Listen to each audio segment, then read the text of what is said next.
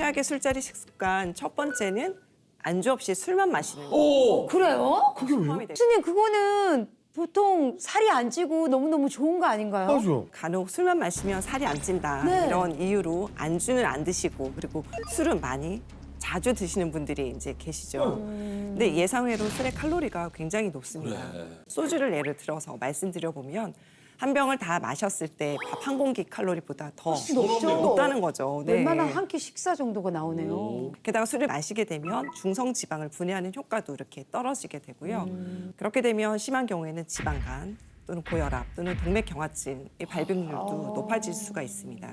그러니까 차라리 술자리에서 너무 기름지지 않은 안주를 술과 함께 적정량으로 드시는 게 좋고요. 그리고 한 가지 팁은 최대한 물을 많이 자주 마셔주시는 게 좋습니다. 물을 마시면 알코올 농도도 떨어뜨릴 수가 있고 그래서 또 물을 마신 만큼 포만감도 있어서 과식을 방지하는 효과도 있겠죠. 최악의 술자리 식습관 두 번째는 네. 육류 중심의 안주 먹기입니다. 사실 육류 이제 소주나 이런 거는 육류가 좀 껴줘야 그렇죠. 그렇죠. 이게 좀 들어가거든요. 1차는 무조건 거의 네. 육류죠. 그러니까요. 예. 두 점에 한 잔.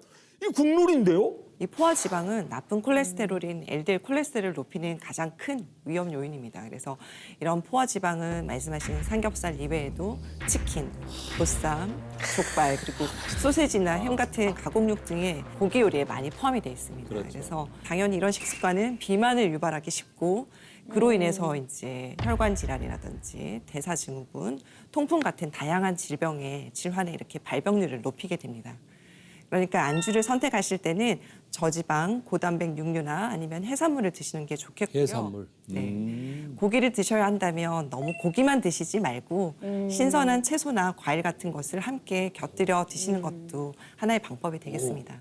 아 근데 뭐 해산물 좋다고 하시니까 뭐 그런 그러니까. 것들도 또 괜찮아요. 야채 겨울철에는 굴. 굴 좋아. 굴 좋아. 굴 하나에 한 잔. 그럼 굴에다가 이제 탁 이제 소주 마신 다음에 마지막에 이제 굴 넣고 라면 끓여 먹는 거. 그리고 이제 최악의 술자리 식습관 마지막으로는 뭐죠? 아이스크림이나 초코우유 같은 단순 당류 간식 먹는 것이라고 말씀드리고 싶습니다. 근데 삼겹살 집에 가잖아요.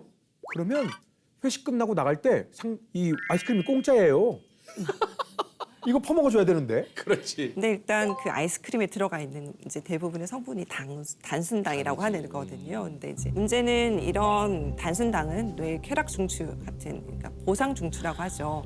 이런 것을 자극을 하거든요. 그럼 오히려 식욕이 증가해서 다른 음식을 더 먹고 싶은 그런 욕구가 발생하게 됩니다. 그래서 단순당을 먹을수록 과식을 불러일으켜서 비만을 초래하게 되는 거죠.